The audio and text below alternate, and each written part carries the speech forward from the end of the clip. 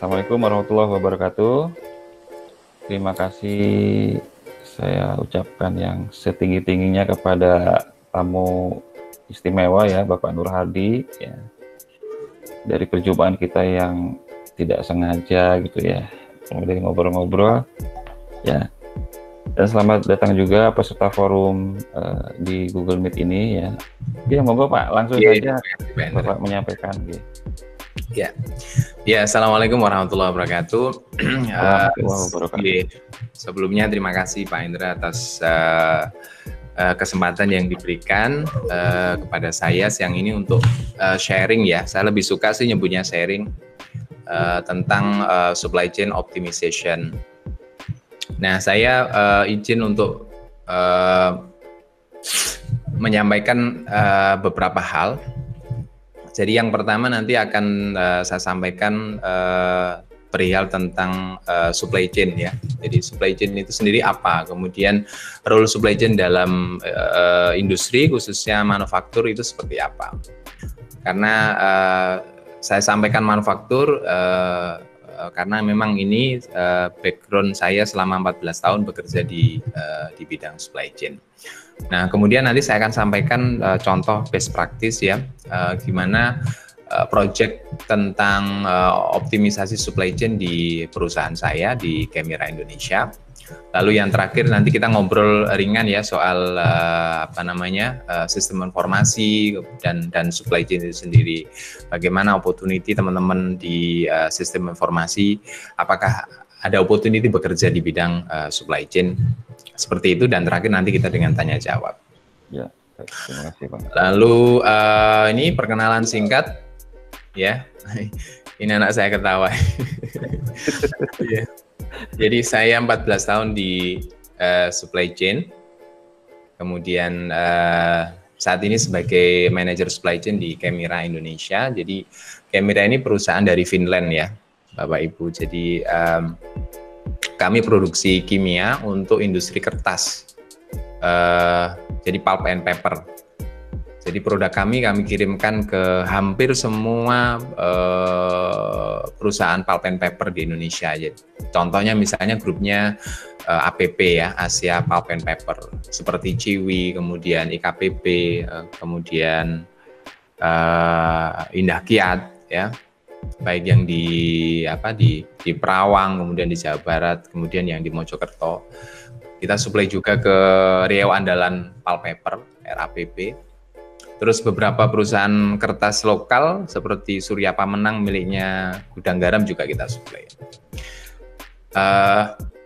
Apalagi ini, kemudian saya sebelumnya mengawali karir di perusahaan Jepang ya, namanya Toshiba Teisi, tidak saya cantumkan di sini, lupa saya. Jadi background saya sebenarnya teknik fisika, jadi saya tidak punya background teknik industri, jadi saya terus terang tidak pernah mengenyam secara formal pendidikan supply chain ya. Jadi saya lulus ITS tahun 2006, saya masuk 2001, 2006 lulus, kemudian alhamdulillah mendapatkan pekerjaan pertama di Toshiba TEC di Batam. Di sana kemudian saya 3 tahun, lalu saya pindah ke Jawa, saya pindah ke perusahaan Amerika namanya Formulatrix, kemudian ada kesempatan pindah ke Jawa Timur, ya, ke perusahaan lokal namanya Malida Sterilindo. Itu pertama kali saya menjadi manajer. Jadi saya pindah itu alasannya 2 itu, karena pertama karir Paknya lebih bagus, jadi dari koordinator kemudian ada lowongan menjadi manajer di perusahaan itu. Dan itu kali pertama saya ngurusi end-to-end supply chain, jadi mulai dari hulu sampai ke hilir. Saya di sana hampir 5 tahun, ya 4,5 ya, hampir 5 tahun. Kemudian pindah ke perusahaan Swiss namanya Emcor Packaging, yang tadi saya sudah kasih brief sekilas kepada Pak Hendra, di Pasuruan, di kawasan industri PIR. Saya di sana 4 tahun, terus terakhir saat ini di Kemira Indonesia, sudah hampir 1,5 tahun. Jadi itu background karir saya. Terus saya juga mulai tahun 2019, tepatnya bulan Juli, menginisiasi bikin namanya podcast ya. Jadi podcast ini, jadi podcast itu kan suara ya. Jadi seperti bukan YouTuber ya, tapi kita sebutnya podcaster, jadi suara. Saya menginisiasi namanya Bicara Supply Chain bulan Juli 2019. Jadi satu platform untuk learning and sharing ya. Jadi memang benar-benar saya pakai untuk belajar, kemudian sharing dengan cara gimana saya menginterview. Jadi saya melakukan interview kepada para expert dan top leader di supply chain globally. Saya sebut globally karena memang tamu-tamu kita dari luar negeri semua untuk saat ini ya. Jadi dan mostly mereka di posisi C-level ya. C-level itu artinya para senior manager, kemudian direktur, CEO, dan founder. Alhamdulillah sudah 66 episode. Tempo hari saya juga sempat menginterview Profesor Iwan dari ITS. Saya diskusi beliau tentang food supply chain. Ya, karena itu salah satu kepakarannya Profesor Iwan. Lalu yang terakhir saya juga member di beberapa supply chain profession ya, seperti Vicare, kemudian Epix US dan CIPS. Ya kira-kira itu. Kemudian ini WA HP saya, mungkin nanti setelah sharing session ini mungkin ada beberapa yang ingin tanya lebih dalam diskusi soal supply chain, monggo. Ya itu. Baik, yang pertama ini ya. Jadi mungkin teman-teman SI banyak yang belum memahami secara tepat dan benar apa itu supply chain ya. Jadi supply chain itu kalau bahasa Indonesianya sebenarnya adalah rantai pasok. Jadi rantai pasok. Kalau supply chain management ya manajemen rantai pasok itu sendiri gitu ya. Jadi terminologi ini juga berkaitan dengan ini ya, pergerakan produk, service, barang dan sebagainya dari supplier sampai kepada customer. Jadi secara singkat supply chain itu adalah rantai pasok mulai dari hulu sampai ke hilir, itu gampangannya begitu. Jadi mulai dari hulu sampai ke hilir. Dan semua kegiatan produksi, kegiatan manufaktur ya, whatever ya, tidak hanya barang atau jasa pun termasuk di dalam itu pasti ada supply chain-nya. Pasti ada supply chain-nya. Contoh misalnya gampangannya gini ya, Anda atau saya misalnya bikin tempe yang sampai kepada pelanggan di meja makan kita, itu ada supply chain-nya. Ya supply chain-nya dari mana? Dari hulu. Hulunya apa? Dari mulai kedelai. Kedelai itu prosesnya kan nanam dulu, kemudian cari lahan segala macam, kemudian panen ya. Dari panen itu dikirim nanti ke pusat produksi. Di sana diolah. Nah, bikinnya pun ada prosesnya kan, ditambahi air, kemudian apalagi mungkin tambah bumbu-bumbu yang lain kan. Nah, kemudian setelah jadi semua dikemas, kemas bagus, dikasih label segala macam, kemudian sampai ke tangan kita. Nah, sampai ke tangan kita ada proses distribusi kan, ada proses delivery-nya. Proses delivery itu kita pisahkan ada dua, delivery dari supplier ke pusat produksi, kemudian delivery dari pusat produksi sampai ke customer. Nah, itu ada flow-nya semua.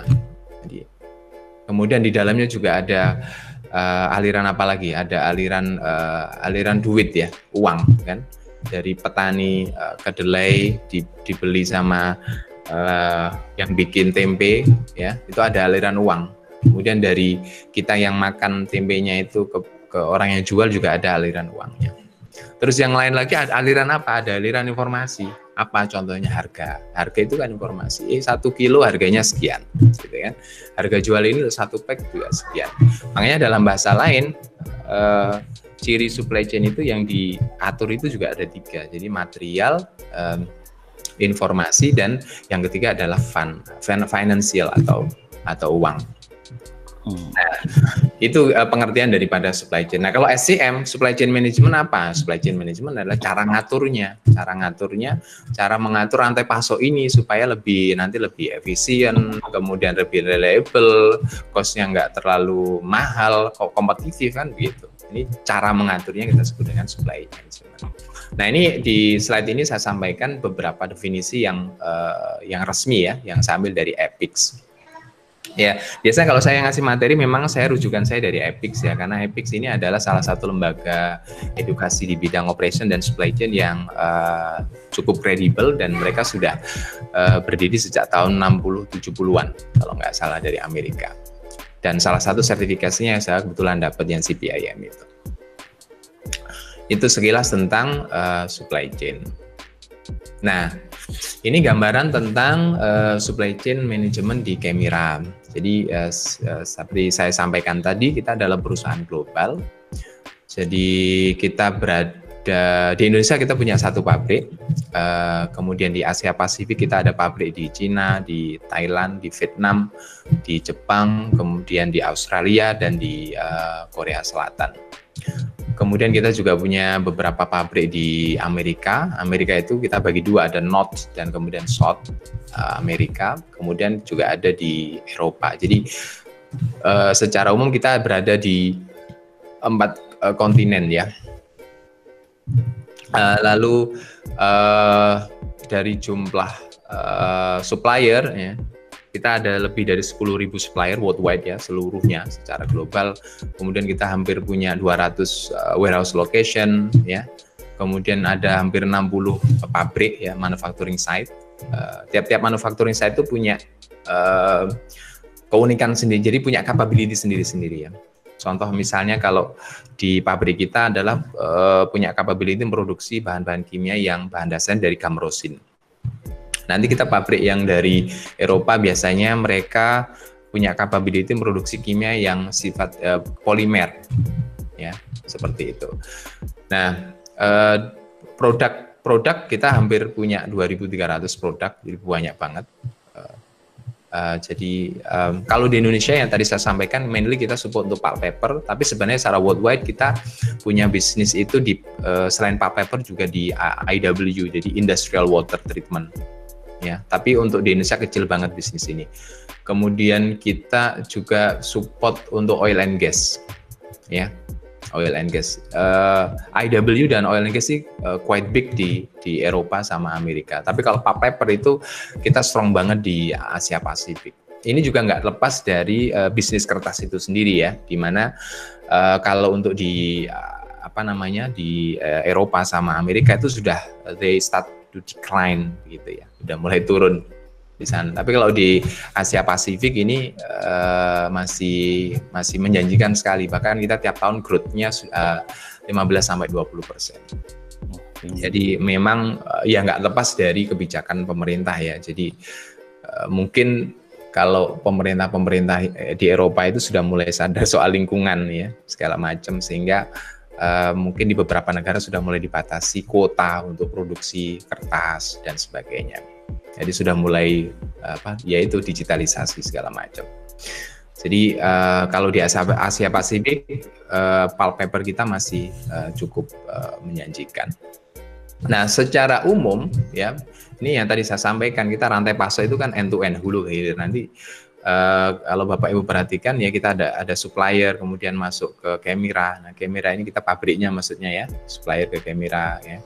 Kemudian kita punya jadi beberapa produk kita simpan di DC ya. Makanya kita ada namanya DC, Distribution Center. Itu untuk nyetok barang-barang yang memang demand-nya biasanya stabil ya, demand-nya stabil, forecast-nya cukup akurat ya, rutin ya.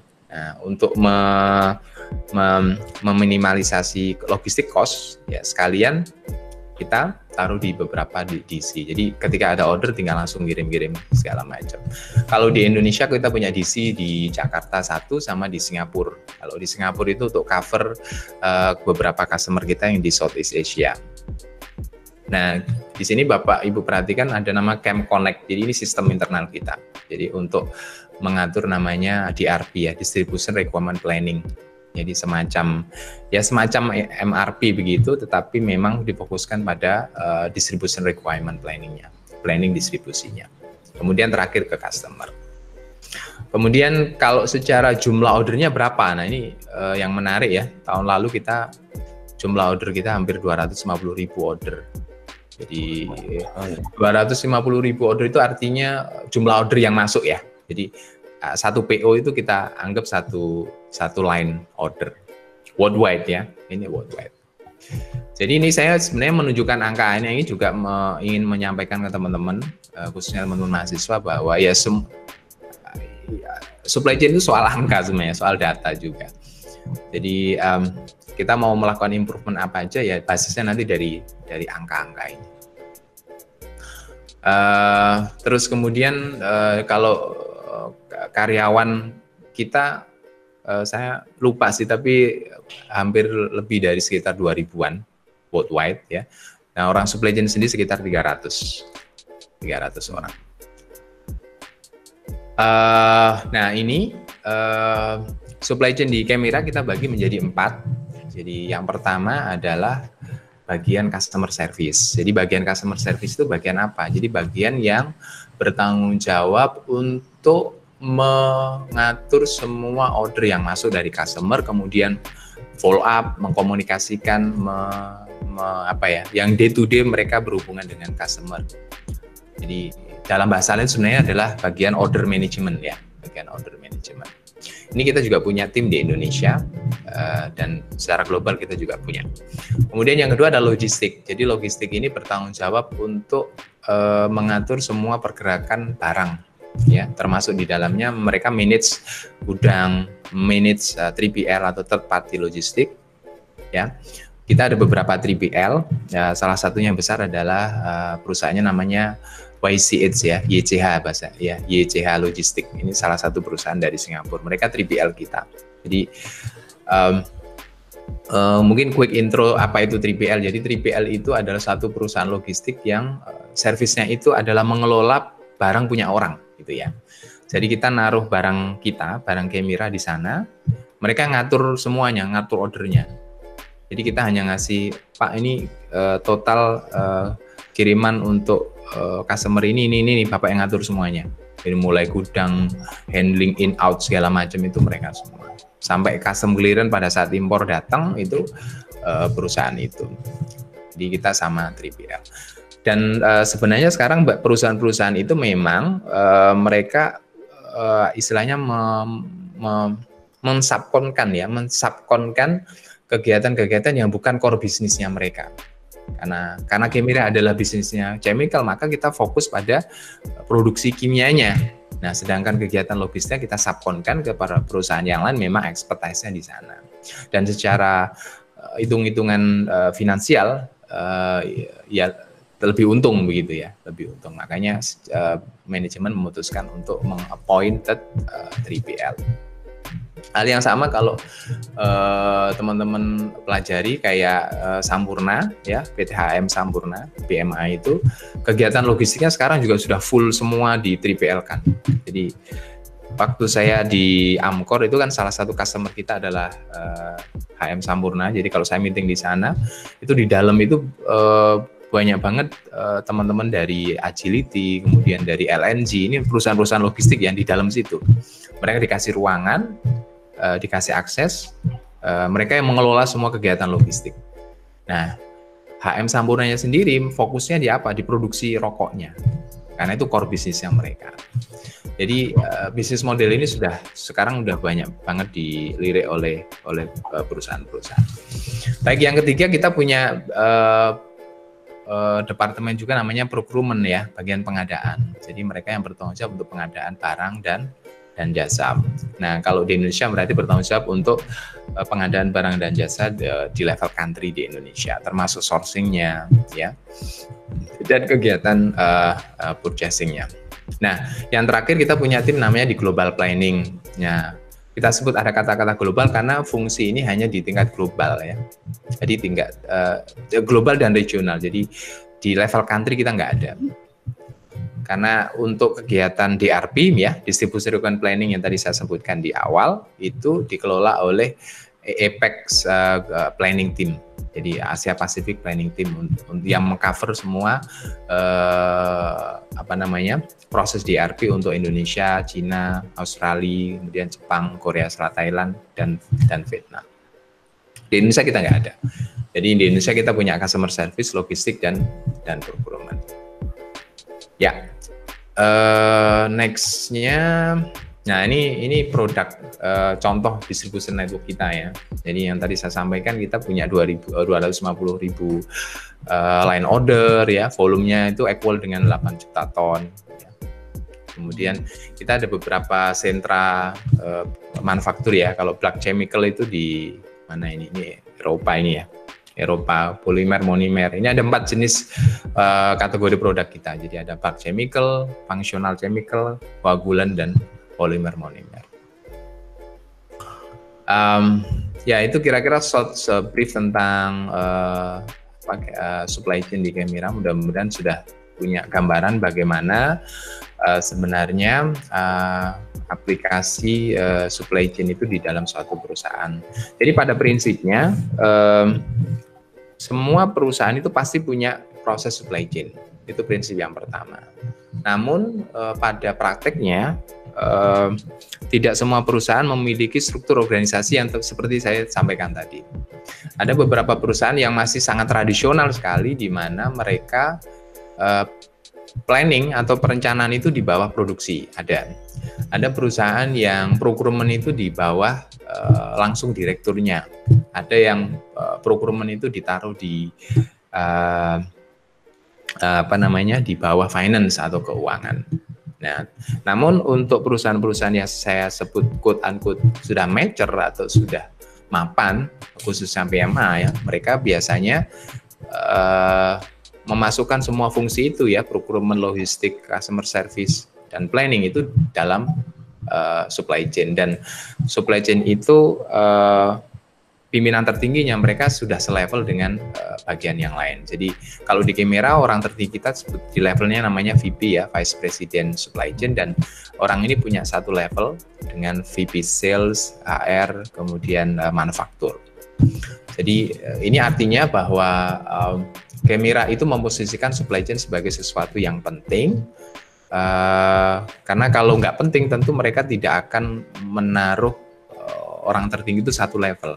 Ya, mereka akan anggap sebagai support yang sehingga kalau kita punya inisiasi itu tidak akan terlalu tanda kutip tidak akan banyak didengar ya. Tapi karena kita sudah selevel maka setiap inisiasi, ide, improvement yang kita sampaikan biasanya akan jadi masukan yang berharga buat top management di tingkat global. Ya kira-kira begitu. Nah, apa kaitannya dengan optimisasi ya? Tadi kita sudah belajar tentang supply chain. Nah, sekarang sebelum melangkah ke optimization ya, optimisasi, saya akan sedikit sampaikan tentang fokusnya di supply chain itu apa. Fokusnya itu sebenarnya supply chain itu di mana-mana. Yang pertama itu adalah mereka mau improve namanya service level. Itu KPI pertama itu selalu ini. Jadi key performance indikatornya teman-teman supply chain itu biasanya ya level pelayanan, service levelnya. Ya, contohnya misalnya service level pengiriman. Kita biasanya ngukurnya adalah OTIF ya, on time in full delivery, on time in full. Jadi ngirimnya tepat dan jumlahnya juga full sesuai PO ya, meskipun biasanya ada toleransi. Jadi ini KPI yang sangat umum di mana-mana di hampir semua perusahaan. KPI pertama biasanya kalau supply chain itu OTIF ya, on time in full. Nah, kalau kita benchmark pada the best performer biasanya OTIF itu 98%. Ada 97,8, 98%. Tetapi sometimes kadang-kadang ngukurnya OTIF ini tergantung pada kesepakatan ya antara kita dengan customer. Jadi misalnya ya sudah untuk tahun 2020 ini OTIF kita targetkan katakanlah 95%. Ya enggak apa-apa. Jadi artinya target ngirim kita secara in full, jumlahnya penuh, kemudian on time, waktunya tepat itu 95%. Kan begitu. Ini fokus yang pertama adalah ini. Kenapa ini penting? Karena ini kaitannya dengan kelangsungan ya, sustainability daripada produksi customer. Jadi risknya besar sekali. Saya mungkin sharing ya di perusahaan saya yang lama dulu di Amcor. Tadi saya sampaikan ke Pak Hendra bahwa nature packaging itu demand-nya itu naik turunnya tinggi sekali, sehingga kita waktu itu ada beberapa kasus di mana untuk ngejar service level ini kita sampai harus air freight. Jadi istilahnya ada customer grupnya Philip Morris yang di Taiwan begitu.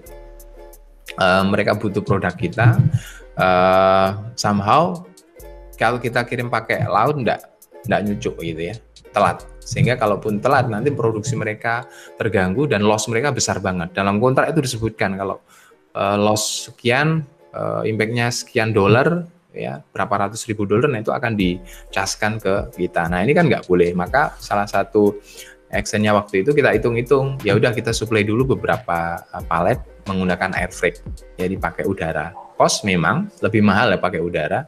Jadi kalau satu palet itu mungkin sekitar 1.500 US dollar ya, satu palet ukuran 1 meter kali 1,5 meter. Mahal sekali, tetapi cost itu masih lebih murah daripada nanti penalti yang akan diberikan customer ke kita. Jadi karena itu mengimprove service level di angka yang disepakati itu sangat penting sekali.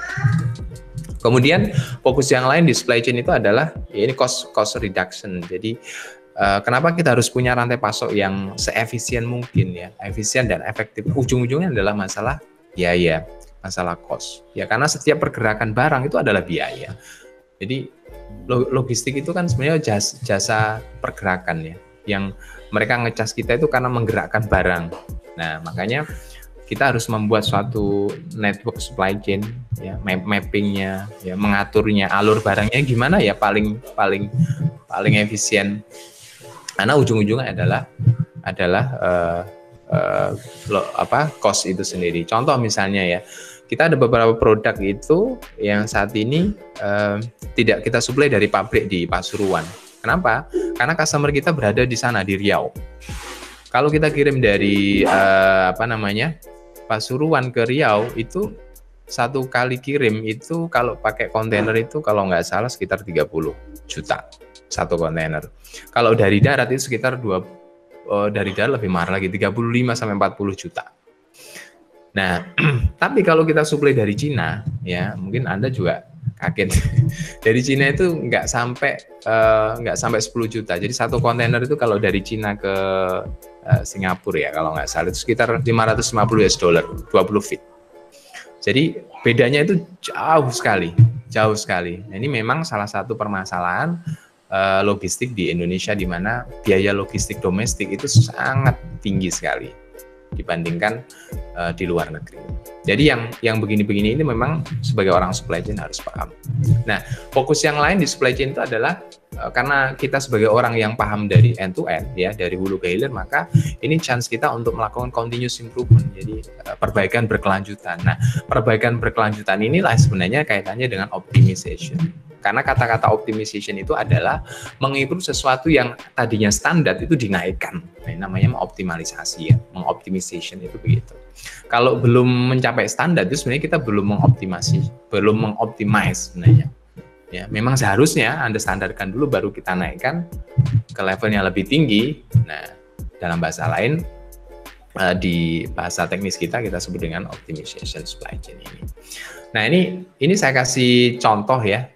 Saya kasih contoh yang di tabel ini adalah SCORE ya. SCORE itu ada Supply Chain Operation Reference. Jadi EPIX itu mengeluarkan panduan metrik ya, ngukur performance supply chain itu kayak gimana sih, yang diukur apa aja. Nah, itu mereka itu membagi itu dalam 1, 2, 3, 4, 5. Jadi yang pertama cost atau biaya, diukur lagi itu responsiveness-nya, responmu seperti apa gitu ya. Terus yang ketiga adalah reliability. OTIF tadi masuk reliability. Perfect order delivery ya.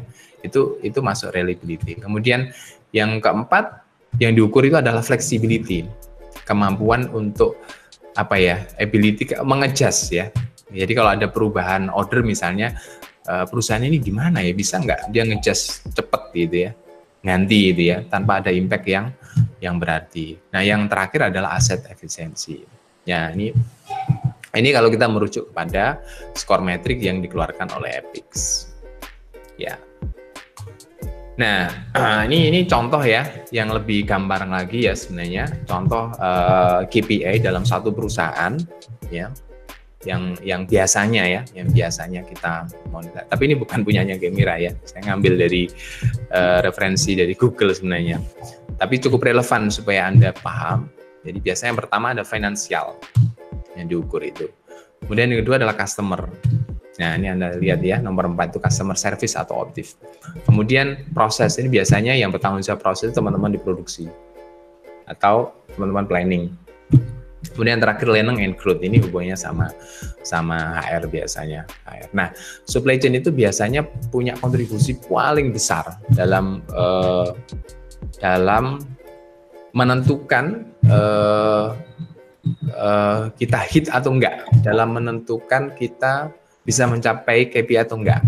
Impact-nya itu di tiga area pertama ini, finansial, customer service, kemudian di proses. Ya.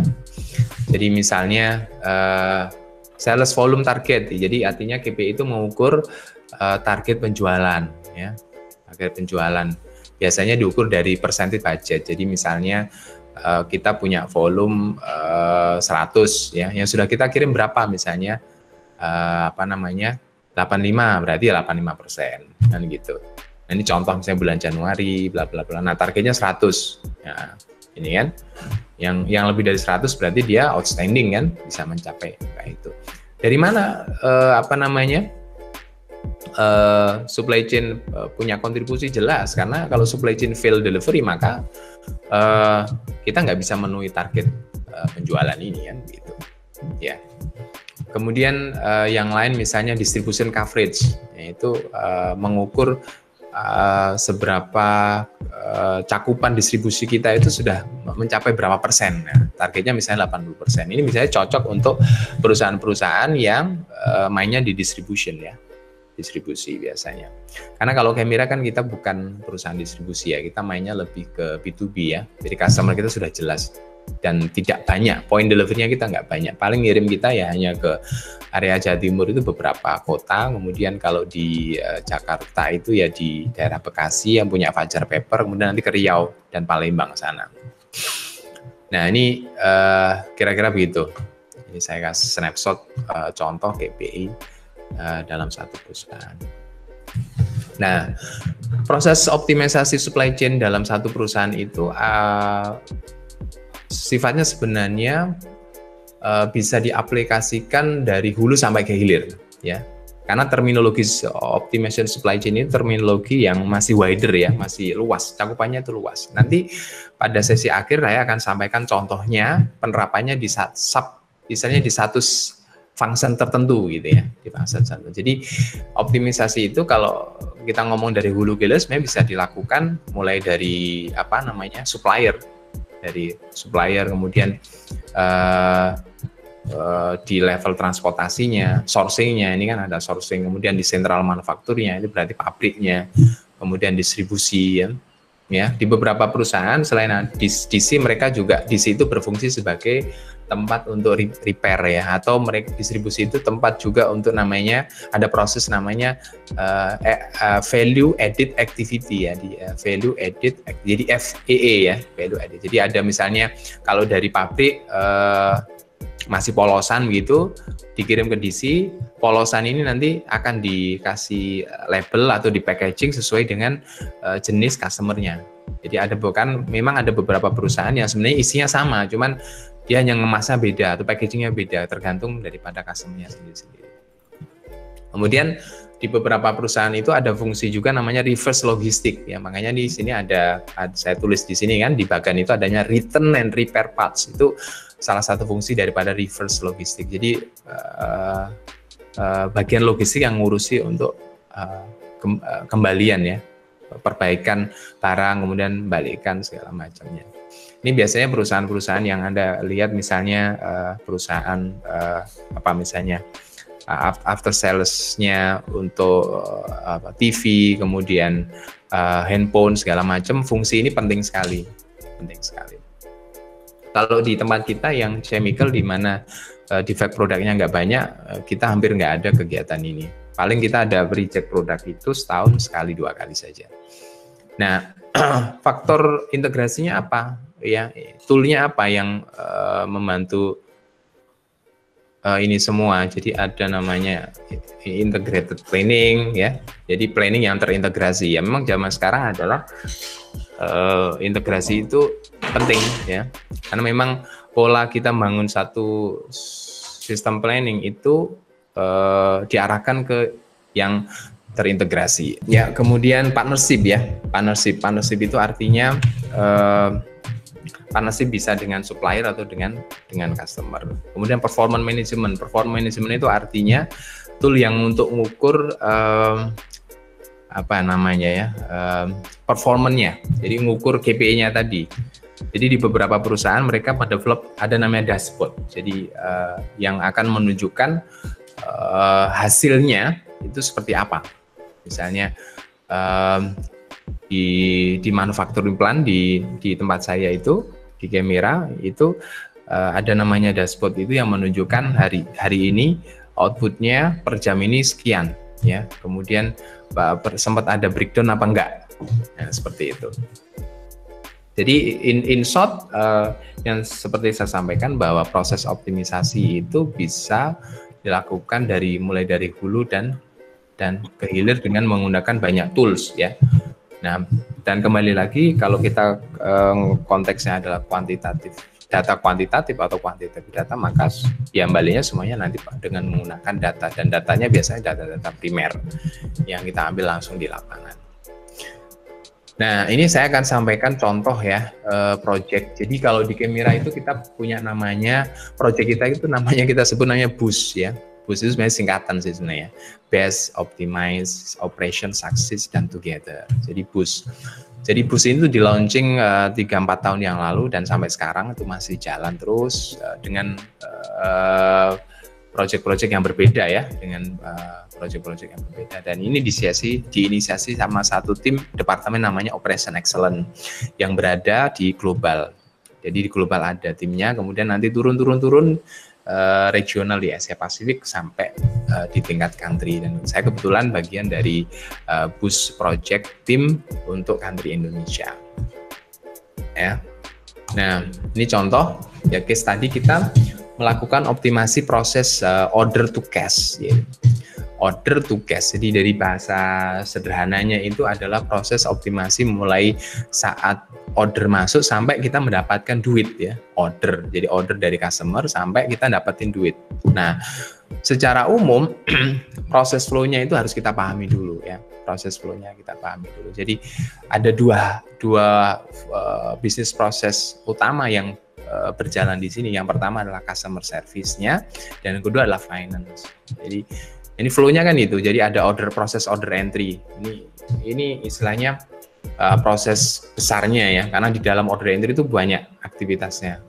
Kemudian ada order management ya, ada delivery dan handling, ada invoicing, kemudian masuk ke finance, collection sampai cash.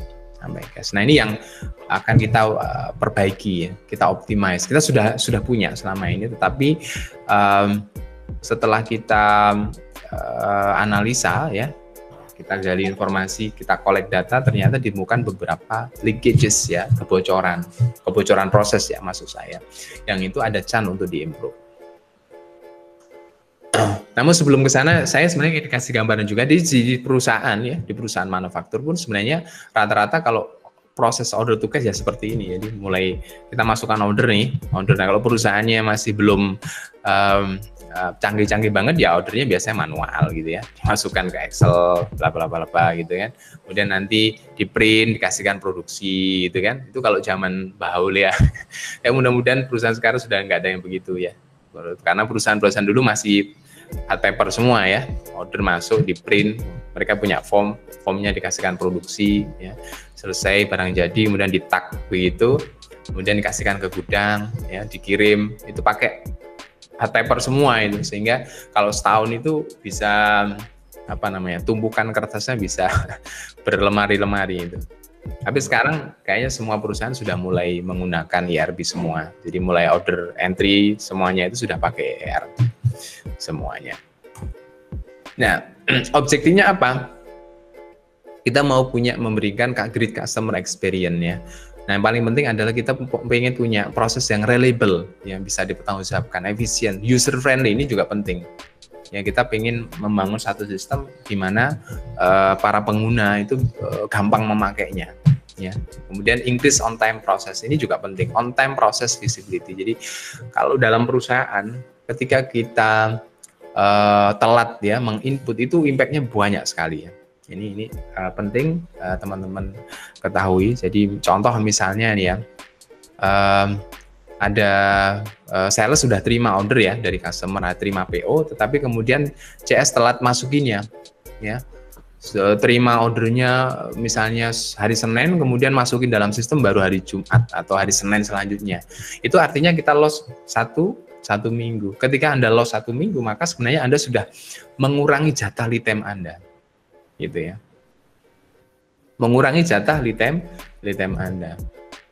Nah, nanti akhirnya ketika Anda butuh barang, itu Anda minta ke bagian produksi akan easily to say bahwa, loh kenapa Anda ngasih saya lead time yang pendek sekali, ya? Kok cuman misalnya 2 minggu, kok enggak 3 minggu? Nah, karena yang seminggu itu sudah Anda makan sendiri ya, karena Anda telat menginput dalam sistem. Nah, makanya ini biasanya kalau dalam perusahaan itu kita punya standar ya. Jadi standar input untuk PO itu misalnya ada yang 24 jam, jadi terima hari ini, at least besok sudah harus dimasukkan. Nah, key initiative-nya dalam proses improvement ini apa aja? Jadi yang pertama adalah kita mau mengautomasi dan mengintegrasi proses to customer processes ya, lewat EDI, lewat vendor management, inventory kan gitu contohnya. Kemudian mereduksi, ini penting, ini yang kedua ini ya, reduce complexity-nya ya, kemudian mengharmonize supaya standar semua ya, dan punya kualitas data yang bagus ya. Ketika semuanya sudah kita masukkan ya, kalau datanya udah bagus biasanya runningnya juga lebih bagus. Nah, ini beberapa metriknya ya, first time right process, kemudian kita punya nanti feedback yang bagus daripada customer. Nah, ini contoh beberapa leakages yang tadi saya sampaikan ya. Jadi high level finding yang sebelumnya kita temukan ya. Misalnya contoh ya, service offering ya, not harmonized. Contoh misalnya lead time agreed with customer is often not aligned. Jadi artinya apa? Dalam sistem kita di SAP ya, sebelumnya kan kita pakai SAP ya, Bapak dan Ibu sekalian. Jadi di tempat kita pakai SAP, ERP-nya.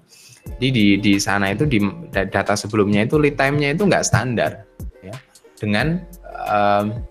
Dengan standar ini ya. Jadi kalau di SAP itu kan ada ATP itu available time promise. Jadi waktu yang diperlukan kita untuk bisa mempromis, menjanjikan barang itu ready. Contoh misalnya barang A di SAP kita setting katakanlah lead time-nya untuk barang A let's say misalnya 30 hari. Tetapi lead time yang di-agree sama customer sebenarnya nggak 30 hari. Misalnya berapa? 45 hari atau misalnya 25 hari. Nah, ini finding ini sebelumnya kita banyak temukan di sistem kita. Sehingga ini yang menyebabkan nanti running di RP dan MRP-nya jadi nggak karuan, sehingga ketika kita komit ke customer pun kita salah.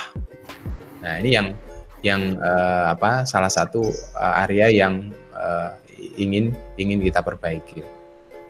Kemudian beberapa finding lainnya adalah manual work. Nah, ini contohnya misalnya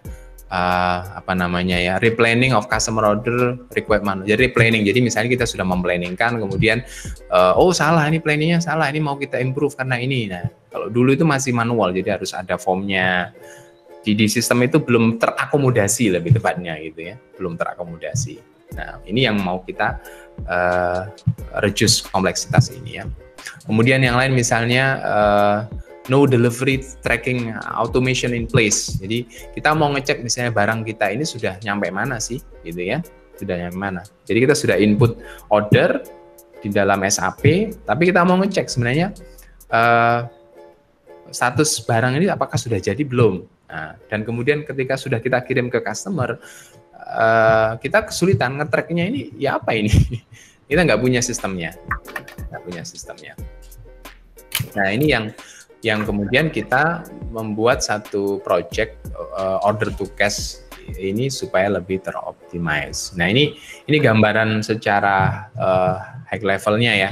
Jadi ini yang paling atas ini ya, ini ada prosesnya ya. Jadi order intake, order creation ini step by step, mulai barang masuk sampai menjadi duit ya. Pertama order intake, jadi ordernya diterima, kemudian kita buat creation, jadi order creation masukkan dalam sistem. Ketika kita masukkan ini harus dicek semua kan ya, PO order date-nya tanggal berapa, kuantitinya ini apakah nanti sudah sesuai dengan master data, kemudian nomor SKU-nya apa, itu harus dicek semuanya ya sampai ke cash application.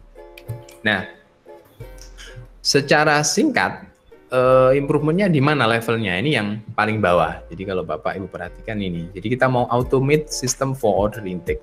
Jadi misalnya dengan menggunakan online placement order sama order scanning. Jadi di beberapa customer itu kita sekarang sudah bisa ini pakai scan. Jadi PO itu udah nggak pakai manual. Jadi tinggal di scan kan. Mereka PO-nya itu kan ini sudah applicable di Eropa ini. Jadi pakai apa itu barcode scan ya, barcode scan. Jadi di PO mereka itu ada barcode scan yang tinggal scan aja itu udah langsung upload dalam sistem kita dan nanti diterjemahkan secara lebih rinci dalam SAP. Ya. Kemudian proses automation lain misalnya adalah ini order completion sama order confirm. Ini yang penting itu ini approval workflow. Jadi kalau kita di Kemira, kalau ketika ada order itu harus di-approve dulu. Itu ada jenjangnya, tergantung daripada nilai PO-nya, ada levelnya. Jadi misalnya nilai PO-nya katakanlah misalnya 100.000 US dollar. Kemudian PO-nya ada yang sampai misalnya 500.000 US dollar sampai 1 juta misalnya million US dollar. Itu ada approval-nya. Approval paling rendah itu biasanya di level sales manager. Nanti naik namanya regional sales manager. Sampai nanti level itu paling tinggi bisa sampai VP, yaitu order-order yang sifatnya biasanya kontrak ya, yang nilainya dalam million dollar. Itu approval workflow-nya itu sekarang sudah otomatis semua. Jadi nanti user tinggal klik, kemudian nanti masuk ke next step itu dia akan mengenerate semacam ada reminder ke email yang bersangkutan. Jadi misalnya saya adalah sales ini ya, saya adalah salesnya. Masukkan kemudian sama sistem itu dicek nilainya berapa, kita klik nanti otomatis ini akan masuk ke sales manager. Nah, beliau yang akan approve. Nah, nanti dilihat jumlah ordernya itu nilai dolarnya berapa dulu gitu kan. Kalau ternyata cukup beliau ya mandek di beliau dan sudah bisa proses. Tapi kalau enggak nanti naik lagi sampai yang miliaran itu ya, jutaan US dollar itu sampai di levelnya lebih tinggi. Kemudian kalau kita bicara pengiriman, kita sekarang automation sudah delivery creation. Jadi surat jalan itu sudah bisa online semua sama booking transport juga sudah bisa online. Shipment cost itu sekarang udah automatic. Jadi ketika kita ngirim barang ke customer, pada saat kita bikin namanya DN ya, delivery order, maka itu dalam sistem itu udah langsung mengenerate semua shipment cost kita. Jadi semua biaya pengiriman itu udah langsung kelihatan. Ya.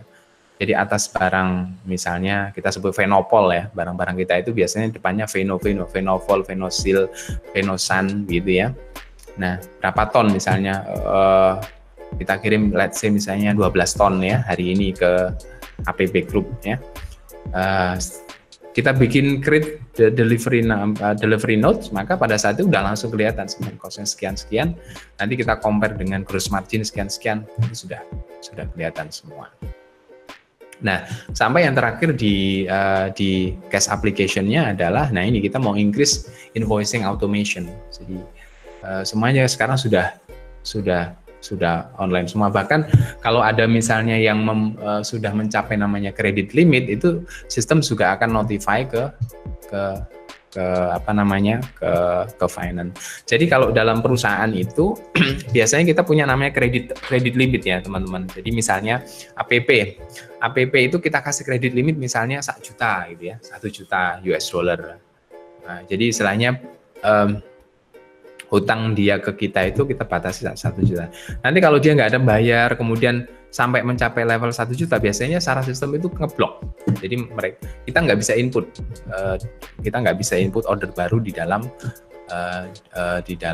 sistem kita. Nah itu biasanya akan ada reportnya itu. Wah ini customer ini sudah mencapai kredit limit ini. Mau nggak mau biasanya teman-teman di CS itu akan ngirim email minta approval untuk bukain kredit limit itu. Ya, jadi mulai proses order masuk sampai kita invoicing itu sekarang kita sudah I would say we have already automate semuanya. Jadi cukup membantu sehingga keuntungannya itu yang pertama secara workflow proses kita lebih standar sekarang ya, lebih standar. Terus yang kedua lebih efisien ya. Dulu kita pernah mengadakan motion study. Jadi dengan cara lama itu compare dengan cara yang baru dengan sistem ini, productivity kita itu meningkat hampir sekitar 20-25%. Ya, pernah kita melakukan motion study. Ya, ini ya, faster ya, lebih cepat. Ya, mari. Oke, jadi itu gambaran. Mohon maaf kalau ini ya terlalu cepat ya, tapi nanti kita bisa diskusi lebih dalam. Oke, jadi itu ya gambaran supply chain, kemudian contoh penerapan optimasi supply chain. Itu contoh kecil ya di bagian subnya supply chain. Kalau kita ngomong supply chain bagian yang lain, contoh procurement, optimisasinya di mana Pak? Banyak ya, banyak banget. Procurement itu juga area yang sangat luas sekali. Yang kalau kita ngomong data paling gampang ya spend management itu gampang banget. Jadi itu salah satu ilmu procurement untuk mendapatkan mengelola pengadaan dengan baik itu harus paham namanya spend management. Ya manajemen spend ya, spend itu dana yang dikeluarkan. Ya dana yang dikeluarkan. Jadi gampangannya itu saya selalu ngajarin teman-teman itu udah kamu hitung misalnya setahun itu total belanja kamu berapa. Dari total belanja itu kemudian kamu buat Pareto 80-20 itu. Ya, Pareto 80%, 20%. Nanti akan kelihatan belanja kamu paling banyak itu sebenarnya kamu alokasikan ke supplier yang mana. Maka kita harus fokus pada supplier yang belanja kita paling banyak. Karena opportunity untuk mendapatkan saving cost itu ya di situ itu. Jadi kita nggak perlu mengurusi supplier, fokus pada supplier yang sebenarnya secara kontribusi spend-nya itu kecil gitu ya. Jadi resources kita kalau fokuskan ke sana. Dan itu sudah main data semua. Di berapa belanja kita, kemudian nanti alokasikannya untuk atas komoditi ini, kemudian kita proyeksikan dalam 3 tahun, 5 tahun, total belanja kita akan segini Pak. Nah itu bisa pakai juga untuk nanti pada saat kita melakukan negosiasi atau kontrak baru dengan supplier. Karena biasanya di perusahaan itu untuk komoditi yang strategik itu biasanya kita mainnya adalah tender dan kontrak. Kita tenderkan gitu ya.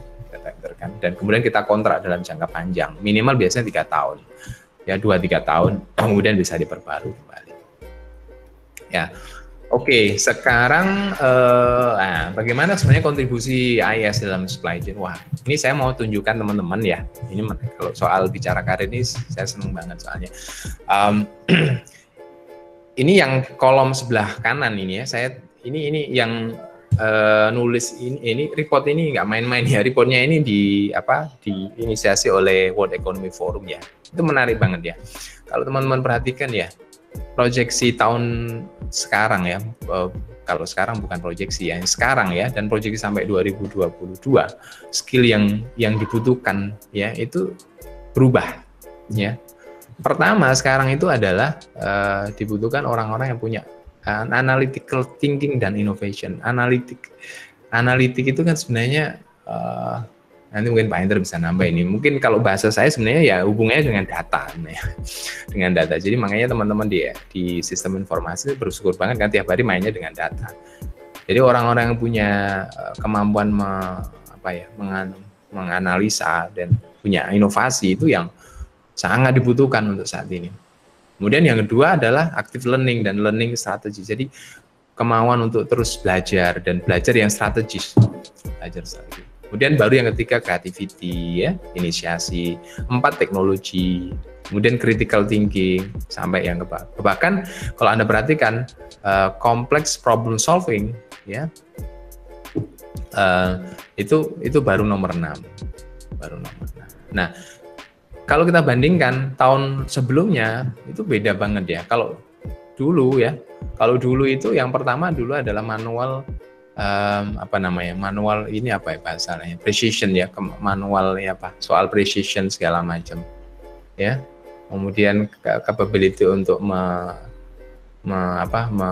memorize something, kemudian verbal itu berarti bicara soal komunikasi dan sebagainya, itu juga turun. Kemudian manajemen finansial itu juga sudah mulai turun. Jadi dan ini relevan sekali dengan temuan daripada Indago Research 2019. Jadi mereka mengadakan satu research ya. Jadi skill apa yang paling penting buat para profesional supply chain muda ya, yang baru-baru itu.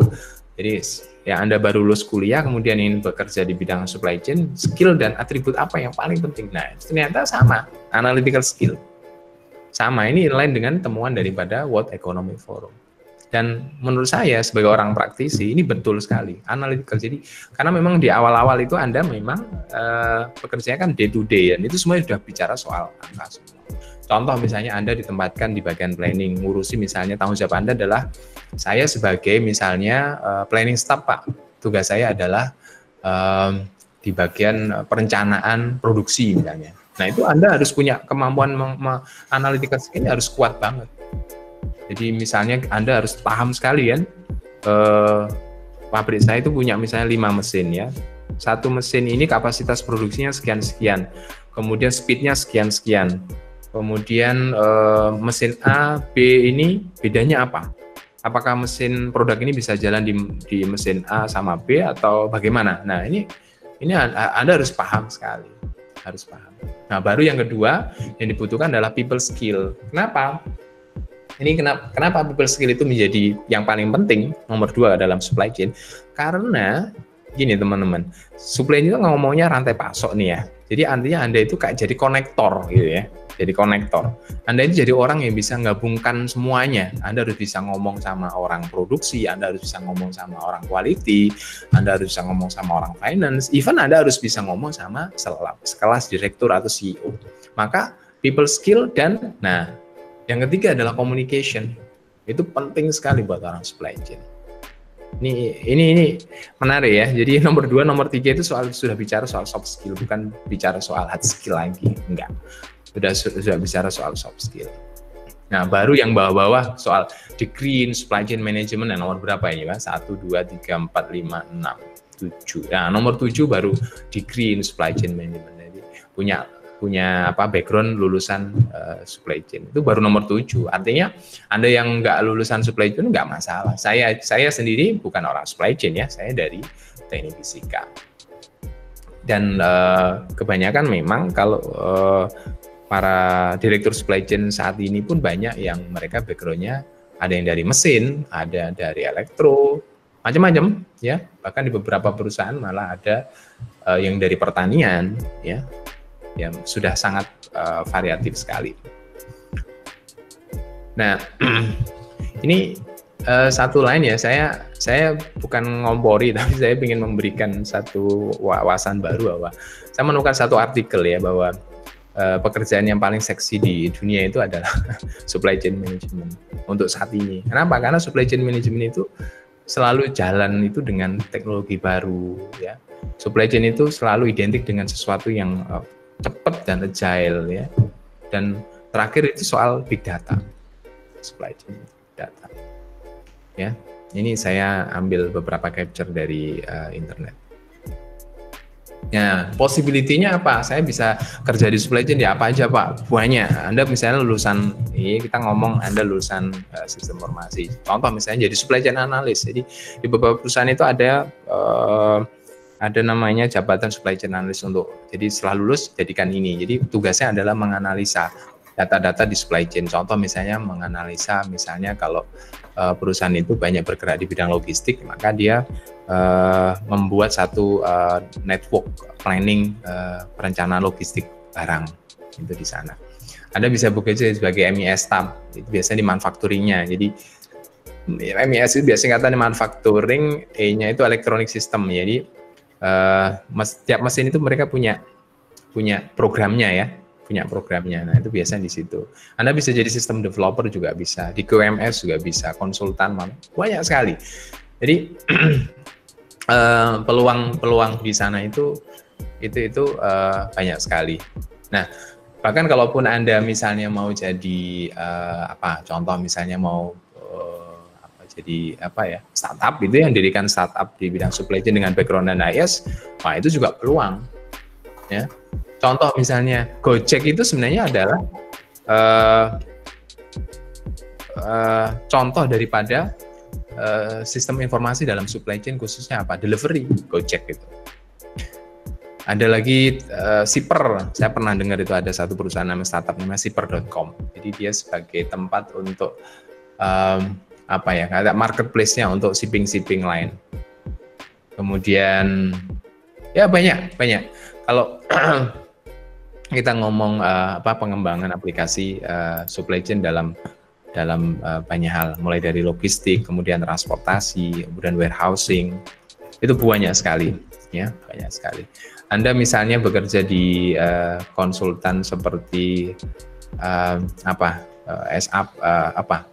yang ini ya, untuk implementornya SAP atau Oracle itu juga bisa. Nah di sebelah kiri saya kasih contoh adalah Anda bisa bekerja di bidang supply chain, tapi pengelompokannya menyesuaikan industrinya. Jadi industri itu kan ada consumer good, ya packaging, kemudian medical segala macam. Di sana ya di industri model ini tuh selalu ada orang supply chain-nya. Anda juga bisa bekerja di sektor namanya service provider, ya. Itu perusahaan-perusahaan logistik itu juga memerlukan orang-orang supply chain, termasuk advisory, manajemen dan sebagainya tadi ya, training, akademik dan sebagainya itu di bagian ini. Atau secara fungsinya ya. Di end-to-end supply chain-nya sendiri atau di logistiknya ya, di procurement-nya, customer service dan sebagainya. Yang jadi pertanyaan saya, kenapa Bapak dulu waktu masih kuliah itu, waktu begitu lulus, kenapa kok pengen terjun di bidang supply chain management, Pak? Apa yang memotivasi Bapak masuk ke field ini, Pak? Oh iya, jadi singkat cerita, dulu Pak, tahun 2006 saya sebelum lulus ya, sebelum wisuda tepatnya, itu ada rekrutmen Pak, tahunan. Jadi Toshiba TEC itu ngadakan rekrutmen tahunan di ITS waktu itu, dan kita waktu itu ada 10 orang keterima. Nah, mereka punya program itu namanya MT Pak, Management Trainee. Yeah. Jadi Management Trainee, jadi istilahnya ngambil anak-anak fresh graduate begitu, kemudian mereka godok gitu ya. Mereka tempatkan di beberapa function. Jadi saya pernah di engineering, pernah di produksi, kemudian terakhir pernah di supply chain. Jadi selama 1 tahun. Jadi 1 tahun itu muter-muter, 3 bulan di sini, 3 bulan di assignment di sini gitu ya, ganti-ganti. Kemudian kita presentasi. Kamu belajar apa selama 3-4 bulan ini produksi ini Pak. KPI-nya ini gitu kan. Nah, kemudian terakhir saya di assignment terakhir itu akhirnya saya putuskan untuk di supply chain-nya, tepatnya dulu di logistic planning Pak, bagian daripada supply chain. Ya karena saya melihat bahwa ketika saya di supply chain itu saya punya chance untuk berhubungan dengan banyak orang Pak, karena bagian ini yang lebih banyak interaksi dengan dunia luar, eksternal. Jadi kita adalah salah satu bagian yang sering kontak dengan vendor, dengan supplier, bahkan misalnya dengan custom, bea cukai segala macam. Dan itu memang kembali pada ya itu salah satu passion ya. Memang saya senangnya begitu gitu ya. Saya menemukan kalau saya di produksi mungkin saya ketemunya hanya mesin gitu kan, hanya mesin nama angka gitu ya. Nah, sehingga akhirnya saya putuskan untuk menekuni dunia itu sampai saya lulus dari Toshiba TC pun saya pindah ke perusahaan Amerika itu, saya di bagian logistiknya, perusahaan logistiknya. Kemudian pindah di Malidas itu baru saya ada kesempatan untuk handle end-to-end supply chain. Jadi tidak hanya ngurusi logistik tapi sudah ngurusi mulai perencanaan, kemudian pengadaan barang, customer service. Ya, jadi secara singkat memang karena karena situasi dan karena ditunjang dengan passion ya, kira-kira begitu Pak. Ya. Ya. Oke, Pak Nur Hadi ini kelompok yang senang gaul ya Pak, berhubungan dengan orang banyak ya. Tapi setidaknya di perusahaan Bapak itu berarti semuanya sudah terhubung dengan networking ya Pak ya? Iya betul Pak. Jadi di kita kalau kita ngomong ERP kita sudah pakai SAP Pak. SAP. Yeah. Kemudian kalau kita ngomong soal collaboration tool kita kan pakai Microsoft Pak. Jadi Microsoft ini kalau untuk enterprise cukup bagus sih Pak. Jadi sangat terintegrasi. Jadi mulai meeting kita sudah virtual meeting semua kan, pakai Skype yang for business itu. Kemudian kalau sharing file segala macam sudah pakai kita punya sebutannya punya loop. Nah kita punya sistem namanya loop SharePoint Pak. Jadi kita punya SharePoint. Jadi mulai dari upload file sharing file, kemudian kita misalnya baru ngikuti training online apa segala macam, semua data itu sudah available semua di SharePoint itu. Ya, jadi hampir untuk paperwork itu hampir nggak ada sih Pak, kecuali yang masih paperwork itu untuk pengiriman domestik Pak. Jadi kan kita harus bikin surat jalan ya, itu harus di print itu yang ke beberapa customer. Tapi kalau untuk internal aktivitas internal ya, sharing file kemudian sharing apapun itu sudah digital semua. Ya, ini ada pertanyaan dari Mas Kamal ya. Jadi apakah pada anak praktek teori forecast tidak cocok digunakan dan tolong Pak dijelaskan apa? Baik, sebelum menjawab ini mungkin ini kaitannya teori forecast untuk demand management ya. Jadi untuk ngatur demand dari customer. Tapi sebelum ke sana, biasanya kalau saya akan jelaskan dulu tipikal manufaktur ya. Jadi kalau kita di manufaktur itu setidaknya ada beberapa jenis tipe manufaktur. Yang pertama ada namanya MTS ya, make to stock. Jadi make to stock. Kemudian yang kedua adalah MTO, make to order. Ada namanya ETO, engineering to order. MTS itu cirinya adalah namanya juga make stock. Jadi bikin stok. Jadi ada order, nggak ada order dari customer, kita bikin stok gitu ya. Stok. Terus yang kedua namanya MTO, make to order. Jadi kita hanya bikin barang kalau kalau ada firm PO daripada customer. Itu namanya MTO. Kalau ETO itu biasanya masih pada level namanya desain Pak, atau percobaan, namanya engineer to order. Jadi sangat spesifik sekali barangnya. Biasanya di level untuk R&D ya, research and development. Nah, forecast itu kalau untuk MTO biasanya nggak berlaku. Mereka nggak akan bikin forecast karena memang mereka bikin produk hanya berdasarkan firm order. Memang begitu. Jadi istilahnya ya ada PO saya bikin ya. Nggak ada PO nggak akan saya bikin, saya nggak akan bikin stok itu biasanya. Tetapi sebelum menyampaikan itu ke customer biasanya kita itu memberikan informasi tentang namanya lead time. Jadi Pak, atas produk ini kita memang MTO Pak, kita nggak bisa bikin stok. Kenapa? Karena misalnya raw materialnya sulit Pak, ini bla bla bla bla. Namun kalau Bapak mau order ini, lead time-nya adalah misalnya 30 hari kan begitu. Sehingga meskipun kita nggak punya stok, customer sudah punya ancang-ancang ya, dia sudah punya gambaran. Oh, saya mau order ke Kemira atas barang ABC ini, ternyata lead time-nya gini ini. Nah, berarti PO-ku harus tak kirim misalnya seminggu sebelumnya atau seperti apa, itu MTO. Nah, MTS, make to stock itu, nah ini baru kita mulai forecast itu applicable. Biasanya MTS itu strategi ini ya, strategi tipe ini biasanya dipakai untuk produk-produk yang reguler. Jadi misalnya gini, dari historical penjualan atas produk A itu misalnya let's say selalu gitu ya antara 100 sampai 120. Misalnya bulan Januari 100, bulan Februari 110, bulan Maret let's say misalnya 90. Jadi ya antara 90, 100, 120 selalu begitu tiap bulan. Nah, maka biasanya kita memakai forecast, Pak. Nah, forecastnya biasa simpel aja, pakai average forecast namanya. Average forecast. Jadi di average selama misalnya 6 bulan terakhir dari historical. Itu kelihatan, oh rata-rata seginian. Nah, itu kita bikin stok, akhirnya dibuat langsung. Karena pasti terjual kan?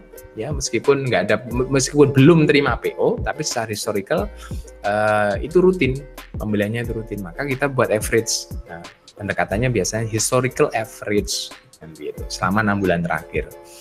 Nah, sehingga nanti kurangnya tinggal bikin kan gitu kan. Ketika ada kebutuhan customer, ternyata dari per bulan rata-rata katanya 90, ternyata PO-nya 98, ya udah kita bikin sisanya 8. Atau kalau mau fashion biasanya yang 8 kita supply bulan setelahnya. Ini jadi kalau di jawaban atas pertanyaannya adalah masih bisa kita pakai, tapi tergantung pada strategi tipe manufacturingnya. Demikian Mas Kamal. Pak Taufik Rahman ya, Pak mau tanya supply chain management terkait dengan konteks big data dan keamanan informasi. Jadi big data, saya bukan ahli, saya tidak terlalu menekuni big data, tetapi big data itu sesuatu yang penting dalam supply chain, khususnya kalau kita mau melakukan proses improvement soal informasi. Ya, soal informasi. Ini biasanya kalau di manufacturing tidak terlalu relevan sih Pak yang big data seperti ini. Tetapi untuk industri-industri seperti let's say misalnya marketplace ya, yang dia datanya itu banyak banget kan, ya marketplace. Kemudian industri ya seperti apalagi misalnya kayak ya Gojek misalnya ya, atau Bukalapak ya. Pokoknya semua industri yang mereka rely on kepada data itu maka keterkaitannya itu sangat erat sekali, karena data itu sebenarnya basis kita untuk mengimprove, memappingkan nanti proses supply chain kita mau kayak gimana. Nah, kalau konteksnya keamanan informasi, nah ini menurut hemat saya itu sangat bergantung pada banyak hal ya. Jadi tentu yang pertama misalnya tergantung pada infrastruktur atau tool yang digunakan. Mungkin teman-teman pernah mendengar kemarin misalnya ada isu soal Zoom ya, yang dimana disampaikan bahwa keamanannya kurang atau segala macam, meskipun menurut saya itu masih perlu dikaji lebih dalam. Jadi kalau soal keamanan informasi memang satu terkait dengan infrastruktur dan tool yang digunakan itu reliable apa gitu ya. Apalagi kalau kita misalnya dalam konteks kaitannya antara customer dengan supplier. Jadi di supply chain kita punya satu model namanya FMI ya, Vendor Managed Inventory. Jadi Vendor Managed Inventory itu artinya kita serahkan kepada vendor untuk manage inventory yang sebenarnya mereka punya hak untuk ngatur gitu ya, vendor managed inventory. Tetapi di sisi lain supplier juga punya hak untuk bisa mengakses informasi kita, ya gitu ya. Maka dalam hal ini biasanya kita punya satu klausul atau agreement tertentu yang ditandatangani oleh kedua belah pihak. Karena mereka bisa mengakses data kita real time dan kita pun bisa mengakses data mereka real time. Nah ini yang biasanya kita tuangkan dalam suatu klausul atau agreement tertentu bahwa termnya begini loh, term and conditionnya seperti ini, bla bla bla bla bla. Jadi kalau ada misalnya kebocoran informasi, dan yang tanggung jawab adalah dari Anda atau dari saya atau ya whatever lah gitu ya. Jadi memang harus ada satu langkah-langkah tertentu untuk meminimalisasi adanya kebocoran informasi itu. Kira-kira begitu Pak untuk jawaban Mas Taufik Rahman. Bu Fitri, terkait pengukuran, Pak mau tanya terkait pengukuran implementasi SCM dan optimis. Nah, ini sebenarnya balik ke KPI-nya lagi, Mbak. Jadi KPI supply chain itu kan kalau kita konteksnya supply chain, kok hilang ya? Ini yang mana? Oh ini. Oh, ini itu diklik ya. Ya. Jadi ini balik lagi soal ini, Mbak. Apa namanya? Tadi yang saya sampaikan tentang KPI supply chain. Jadi KPI supply itu kan supply itu wider ya, luas ya. Nah, KPI-nya apa aja yang mau kita ukur. Jadi gampangannya misalnya dari sisi reliability-nya. Berarti kita ngukur pengirimannya, on time, in full, delivery-nya. Kemudian juga soal defect rate misalnya, ya defect rate. Kemudian soal visibility-nya. Nah, setelah kita dapat ukuran-ukuran itu kan kita punya target ya. Jadi KPI itu kan ada ukurannya, ada targetnya gitu. Jadi ada target. Target itu biasanya kita sepakati dulu. Kalau KPI untuk internal stakeholder biasanya kita sepakati dulu. Kalau KPI yang kaitannya dengan customer kita sepakati dengan customer. Ya gampangannya gini ya. Contoh misalnya kita mau mengimprove OTIF kita ya. Jadi misalnya kayak Mira dengan APP. OTIF-nya Pak target minimal kiriman on time in full-nya kudu misalnya 97 ya. Oh 97 oke. Tapi selama ini rata-rata kita cuma 96. Ada satu gap 1%. Nah, berarti kita punya 1% chance untuk kita improve. Makanya kita harus perlu optimalkan. Optimalkannya gimana caranya? Banyak hal. Satu misalnya, karena kiriman itu kan kaitannya dengan banyak sekali proses ya. Sebelum jadi barang itu kan ada sekali banyak proses. Satu dari sisi planningnya. Selama ini planning kita udah bener nggak? Ada gap nggak? Planning produksi, planning material. Kemudian yang kedua, kiriman kita ke customer itu sudah bener nggak? Sudah optimal nggak? Kan begitu. Nah ini kita mappingan semua. Nah baru kita improve bareng-bareng. Kira-kira begitu Mbak Fitri untuk jawabannya. Mbak Ibanes, saya mau izin untuk bagaimana caranya supaya kesinambungan rantai pasok itu tetap terjaga sehingga kesinambungan ini berbicara soal wah ini menarik ini. Kesinambungan itu kalau dalam bahasa keren kita adalah orang supply chain itu kita namanya sebutnya adalah supply chain sustainability, Mbak. Jadi kesinambungan. Kalau kita sudah bicara sustainability itu udah ngomongnya udah jangka panjang ya. Caranya adalah maka kita harus menempatkan supplier itu sebagai apa? Partner. Nah, makanya dulu itu istilahnya suppliership. Sekarang kita nggak ada namanya suppliership, yang ada itu partnership. Partnership itu apa? Mendudukan supplier setara dengan kita, punya hak dan kewajiban yang sama dengan kita. Itu. Nah, keuntungannya memposisikan supplier dengan partnership itu apa? Satu, supplier itu merasa dihargai, gitu ya, merasa dihargai. Kita nggak merasa tidak semena-mena, jadi istilahnya merasa tidak disemena-menakan. Sehingga apa? Ketika kita terjadi sesuatu yang unexpected situation, maka mereka tetap akan memprioritaskan kita, karena mereka melihatnya jangka panjang. Nah, untuk membangun suatu supplier partnership itu, maka perlu beberapa langkah ya. Pertama, kita harus bikin namanya satu frame agreement yang mengcover banyak hal, mulai dari aspek operation, aspek komersial, kemudian aspek safety, dan sebagainya. Yang ini sebenarnya adalah tujuannya untuk apa? Transparansi informasi, kan gitu. Ya. Jadi caranya adalah, tapi memang pada kenyataannya belum banyak perusahaan yang menempatkan supplier sebagai partner, Mbak. Jadi saya banyak menemukan perusahaan-perusahaan itu istilahnya habis manis pah dibuang. Jadi istilahnya butuh pada saat dipakai pada saat butuh, tapi setelahnya tidak dibina, tidak dibina dan tidak diberdayakan. Ini kita harus melevel up ya, menaikkan ke arah partnership itu. Ya ini yang pertanyaan kedua ini. Oke. Ada lain gitu, ada framework untuk mengukur lain KPI. Frameworknya saya merekomendasikan Anda membaca SCORE tadi. Jadi itu bukunya saya sebenarnya punya soft filenya yang paling baru ya. Nanti saya kirimkan ke Pak Hendra untuk dibagikan ke mahasiswa mungkin Pak. Jadi itu dari EPICS ya, namanya SCORE tadi. Jadi Supply Chain Score Operation Reference Model. Itu frameworknya bagus banget. Jadi kembali lagi tadi, jadi ngukurnya itu dari 4-5 aspek tadi ya, reliability, kemudian apa lagi tadi ya, asset availability dan sebagainya. Saya belum mempelajari semuanya Mbak, terus terang.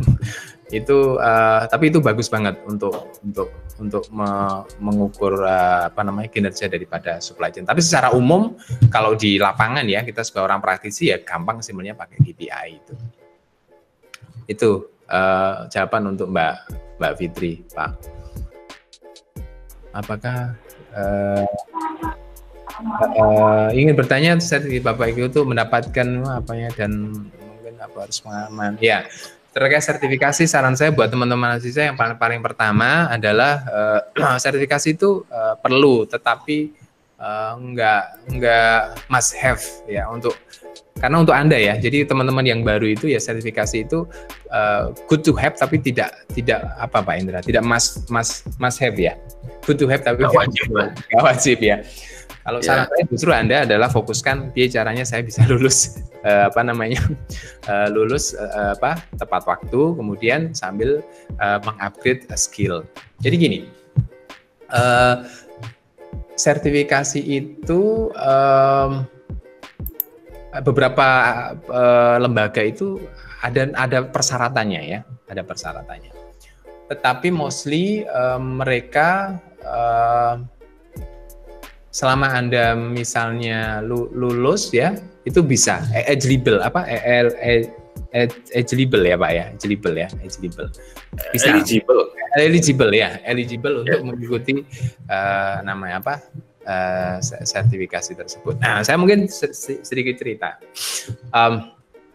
Ketika saya awal bekerja di supply chain, saya belum terpikir untuk mendapatkan sertifikasi. Tapi kemudian setelah saya pindah di Surabaya ya dan bekerja di perusahaan Malida Sterindo di mana saya membawai end-to-end supply chain, maka saya mulai ingin belajar, ingin mendapatkan sertifikasi. Kenapa? Karena dengan sertifikasi itu keuntungannya adalah kita akhirnya punya pemahaman supply chain yang komprehensif, teman-teman ya, komprehensif. Jadi belajar supply chain yang benar itu salah satunya dengan melalui sertifikasi, karena diajarkan secara holistic view-nya itu ada semua. Jadi mulai pengertiannya ini, fundamentalnya ini semua diajarkan semua.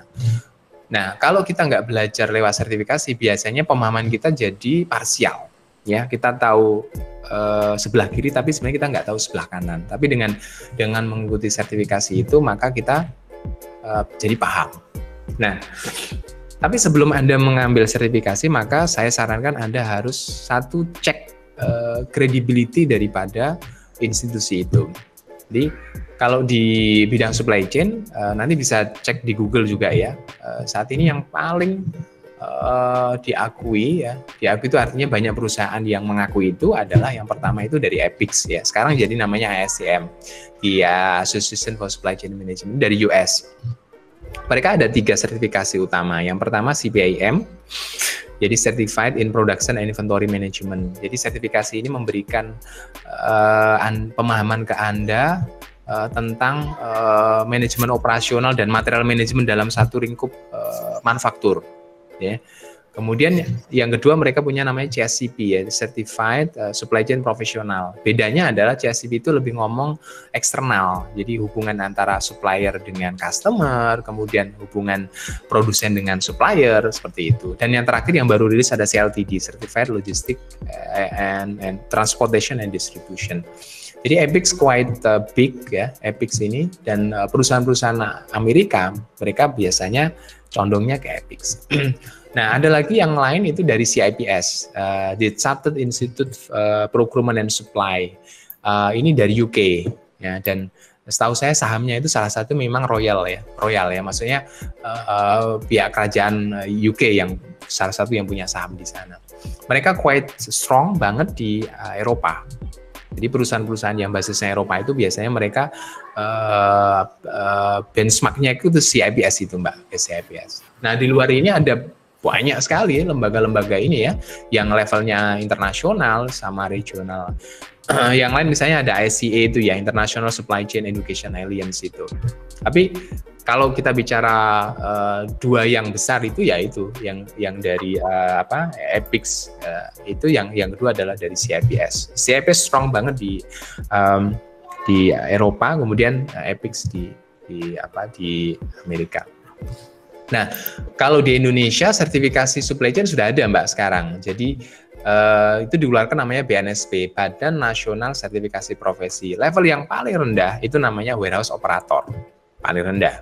Kemudian nanti naik lagi itu ada namanya sertifikasi kompetensi untuk logistik supervisor. Kemudian naik lagi itu ada namanya sertifikasi kompetensi untuk supply chain manager. Nah, ini semuanya dikeluarkan oleh BNSP. Kira-kira begitu. Tapi ya, sebelum saya ini ya, ada lagi yang penting saya sampaikan bahwa sertifikasi ini memang di beberapa perusahaan membantu sans Anda untuk dipertimbangkan. Ya, jadi di beberapa perusahaan Eropa itu biasanya mereka ngasih rekomend begini, preferable to have misalnya EPIC certification. Jadi artinya Anda yang punya sertifikasi EPIC itu biasanya akan diprioritaskan. Kira-kira begitu, Pak. Ya, jadi ini cukup menarik ya bagi kami, Pak. Ya. Jadi dalam sekali gitu ya. Tapi kan yang saya pahami itu biasanya kalau SCM itu kentalnya di jurusan teknik industri, apakah betul nggak, Pak? Iya, di teknik industri itu ada beberapa mata kuliah, Pak, memang tentang manajemen rantai pasok. Ya, betul, Pak. Ya. Jadi memang biasanya rata-rata yang yang minat di bidang ini adalah teman-teman teknik industri, karena salah satu bidang minat setahu saya di sana di teknik industri. Betul. Assalamualaikum Pak, apa suara saya masuk? Ya, waalaikumsalam. Silakan Mas Ibrahim. Oke. Perkenalkan saya Hafiz dari SI19. Di sini saya mau nanya terkhusus sama Kemiringnya sendiri. Jadi kan sempat disinggung bahwa Kemira itu fokusnya di chemical kan ya Pak, chemical things gitu. Terus di sini saya mau menyinggung soal main product lainnya. Tadi kan disinggung kalau misalnya di benua Eropa tuh lebih ke chemical yang polimer sama monomer. Terus kalau di Asia Pasifik itu coagulants itu kan Pak. Mohon maaf kalau misalnya ada kebeli atau salah. Nah di sini saya mau nanya pertimbangan apa yang diambil soal pembagian produksi itu? Apakah soal SDA-nya atau dari SDM-nya ataukah dari customer-nya itu sendiri atau hal-hal lainnya? Itu aja sih Pak. Terima kasih. Ya, jadi pertimbangan utama memang kita ada beberapa. Jadi gini, kita di pabrik kita di Pasuruan itu tidak istilah gimana ya? Tidak bisa memproduksi semua tipe produk, ya. Tidak. Jadi memang kita klasterkan. Nah, klasterkan itu sebenarnya banyak pertimbangan sebenarnya dulunya ya, karena memang Kemira di Indonesia ini sudah berdiri hampir 30 tahun ya. Dulu kita mengakuisisi namanya AkzoNobel ya. Jadi kalau Kemira sendiri ya baru sekitar 4-5 tahun di Indonesia ya. Dulu kita beli perusahaan ini dari AkzoNobel. Jadi perusahaan AkzoNobel Chemical itu kita akuisisi, kita beli semuanya worldwide di Indonesia, di Eropa, di Amerika kita beli semuanya. Nah, pertimbangannya banyak hal. Pertimbangan pertama adalah namanya clustering customer. Jadi kita lihat sebenarnya di Indonesia itu ternyata mostly adalah butuh produk chemical A misalnya kan gitu ya. Butuh produk. Maka ya sudah, maka di Indonesia ini kita bangun fasilitas yang mainly bisa support untuk produk A, dan ya itu sampai sekarang terbukti. Jadi contoh customer kita yang di lokal Jawa Timur ya, seperti Ciwi Kimia, kemudian Surya Pamnang, kemudian apalagi ya yang perusahaan kecil-kecil ya yang di Jawa Timur yang paper itu mereka 100% ngambil dari Pasuruan, tidak ada yang ngambil dari luar. Tapi untuk beberapa customer yang klaster area Sumatera itu sebenarnya kita bisa Mas produksi sebagian ya. Tetapi karena pertimbangan logistik cost maka kita putuskan tidak kita supply ke sana. Karena tadi saya sampaikan, biayanya satu kontainer dari Pasuruan sampai ke klaster yang di daerah Riau itu 20 feet itu sekitar 35 juta. Tapi kalau dari Cina itu nggak sampai 10 juta. Dari Eropa nggak lebih dari 12-13 juta. Jadi itu pertimbangannya, Mas. Kalau soal SDM nggak ada masalah,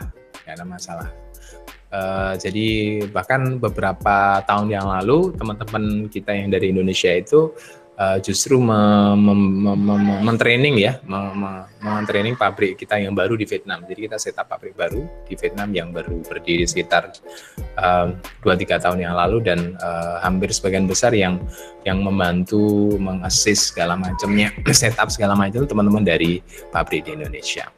Kira-kira begitu, Mas Hafiz. Mudah-mudahan menjawab. Itu kira-kira kenapa Pak? Kok logistiknya kok begitu parah di Indonesia sendiri, Pak? Ya, memang itu gitu. Ya, memang itu satu ini ya, fakta yang memang saat ini masih terjadi, Pak. Jadi memang biaya logistik domestik kita itu mahal sekali. Bahkan kalau kita belajar dari, kan tiap tahun itu ada namanya LPI ya, Logistic Performance Index. Indonesia itu nomor berapa ya kalau nggak salah, 47 sekian lah. Jadi jauh banget. Kalau Singapura itu mungkin 3-2 besar kali ya Singapura. Jadi kita tuh kalah jauh. Jangankan bandingkan dengan Singapura ya, kita bandingkan dengan Malaysia pun kita kalah. Jadi faktornya sebenarnya menurut saya banyak hal, Pak. Yang pertama soal infrastruktur kita sendiri ya, kemudian soal regulasi, kemudian apalagi ya. Nah, ini kajian-kajian ini memang sudah nyentuhnya mungkin sudah kajian ini ya, logistik sosial politik segala macam. Tapi memang bagi kami yang di lapangan, jadi kami sudah cek semuanya. Bahkan kita misalnya, Pak, kita mau ada kiriman nih ke Riau. Kalau misalnya kita kirim dari Pasuruan berapa? Mereka cuma beda 1-2 juta aja, Pak. Jadi let's say misalnya supplier A ngasih harga 31, paling supplier B ya 30, supplier C mungkin malah 33. Jadi angkanya nggak akan jauh beda dari situ. Nah, kalau dari luar itu murah karena ya contoh misalnya dari Cina ke Singapura itu nggak sampai $600 biasanya, Pak, 550 gitu ya. Nah, dari Singapura nanti dikirim ke Perawang. Karena customer itu kan punya pelabuhan sendiri mereka, namanya private jetty port. Jadi perusahaan kertas itu kan gede banget, Pak, mereka. Nah, itu biasanya mereka punya yang gede itu ya, punya port sendiri. Jadi dari Singapura kan dari clearance ya, pengeluaran barang di Singapura itu kan cepat sekali, Pak. Jadi istilahnya datang pagi, paling sore atau siang itu sudah bisa dirilis, sudah bisa langsung ditransitmen namanya, ditransitmen dari Singapura ke Perawang. Nah, ini beda banget kalau misalnya kita clearance di Surabaya misalnya, kan barang datang hari Senin paling cepat dari Rebo Kamis baru bisa keluar. Jadi itu kan sudah ada beda berapa hari, let's say misalnya 2-3 hari kan, 2-3 hari itu kan sudah cost lagi itu, Pak, sewa, kemudian sewa pot, kemudian nanti lift on. Nah, itu kalau kita bicara konteks manajemen pelabuhan cukup rumit sebenarnya. Ya, kira-kira begitu. Masih PR sebenarnya, Pak. PR pemerintah Indonesia dan PR kita semuanya. Mungkin ini on time ini, Pak, selesainya kan 13:10 ya. Jadi mungkin kalau ada peserta forum di sini yang ingin diskusi lebih lanjut dengan Pak Nur Hadi, bisa tadi, Pak, saya sudah ngasih file PPT kepada peserta forum di sini, ya, tadi bisa japri ya ke Pak Nur Hadi. Kemudian ya Bapak jangan kapok, Pak, ya. Ya kita komunikasi lah ya. Baik, Pak.